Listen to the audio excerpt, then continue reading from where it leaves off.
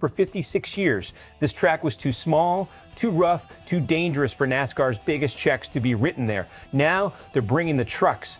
And once these machines hit the madhouse, nothing about short track racing in America is going to feel the same again. Here's what just dropped.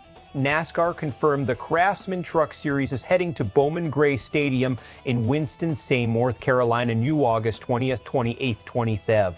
That date matters because it will be the first points-paying NASCAR National Series race at that track since 1971. Not a clash, not an exhibition, a real points race on the record for the first time in over half a century, and it gets bigger. This isn't just a return, it's a first. The Truck Series has never raced at Bowman Gray, ever. When these trucks roll onto that quarter-mile bull ring, they'll be making history, not repeating it. And by track length, this instantly becomes the shortest circuit hosting a points race for any of NASCAR's 3 national touring series in the modern era. To understand why this is a big deal, you need to understand what Bowman Gray actually is. This place is nearly 90 years old. It opened in 1938, originally built for college football, and it's still the home field for Winston-Salem State's team today. Wrapped around that football field is a quarter-mile asphalt oval that's been hosting stock cars since 1958. Legends like Richard Petty and Junior Johnson won there. Rex White won 6 times at that track alone.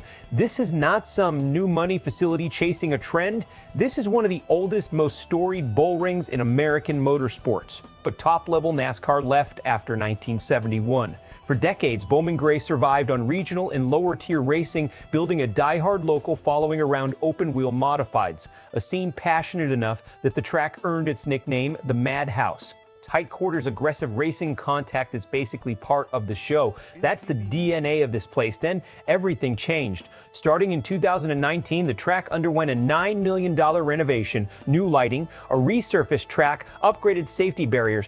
In March 2024, NASCAR itself took over the lease, locking in a deal that runs all the way to 2050. That's not a one-off marketing stunt. That's NASCAR betting decades on this venue. And in 2025, the payoff started showing. The Clash, NASCAR's preseason exhibition, landed at Bowman Gray, bringing the Cup Series back for the first time in over 50 years. Chase Elliott and Ryan Preece both won those Clash events. Even this past Friday, the track hosted the first ever Kyle Busch Invitational, a tribute event his widow Samantha described as a celebration of everything Busch loved about racing, with his 11-year-old son behind the wheel. So this Truck Series announcement isn't random. It's the next deliberate step in NASCAR slowly rebuilding Bowman Gray's status inside the sport, from nostalgic relic to exhibition host to now a full points-paying venue. Here's where it gets interesting strategically.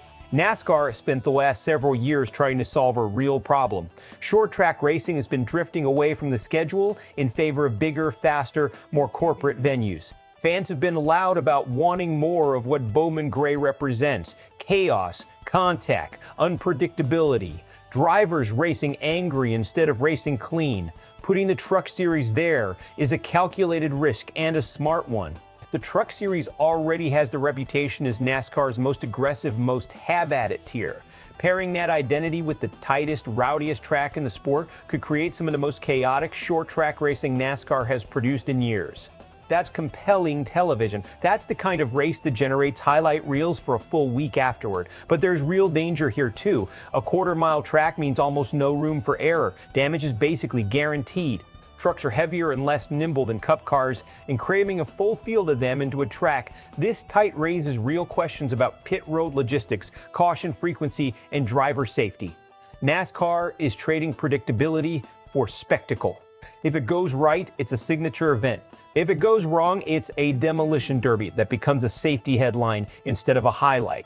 There's also a scheduling ripple effect worth watching. The Truck Series is also returning to Canadian Tire Motorsport Park in Ontario, a road course it hasn't raced since 2019. Meanwhile, Rockingham is losing both the Truck Series and the O'Reilly Auto Parts Series after hosting them the past 2 seasons. NASCAR is clearly reshuffling its short track and regional identity, leaning harder into historic, character-driven venues and stepping away from tracks that aren't generating the same buzz. Expect a split reaction here. Traditionalists and short track purists are going to love this. For them, Bowman Gray represents everything modern NASCAR has been accused of losing: raw racing, local grit, real consequences for mistakes. but some analysts are going to raise the safety question immediately. Fitting a National Touring Series field into a quarter-mile bull ring is uncharted territory in the modern NASCAR era, and you can bet crash compilations and safety debates will follow the second cars start touching. Best case, this race becomes an instant classic. Chaotic, contact-heavy, unpredictable racing that fans replay for years, the kind of event that makes NASCAR expand short track dates even further in the following seasons. Worst case, the track proves too small for a full Truck Series field, leading to a caution-filled, wreck-heavy mess that raises real safety concerns and forces NASCAR to rethink the experiment before it becomes a repeat fixture. So here's the real question. Is NASCAR bringing back exactly what short track racing was always supposed to be, or is it setting the Truck Series up for a wreckfest nobody's ready for? Drop your prediction in the comments. Are you here for the chaos or worried about it? And if you want more breakdowns like this before the green flag drops in 2027, make sure you subscribe to Sportswire USA. We'll be all over this one.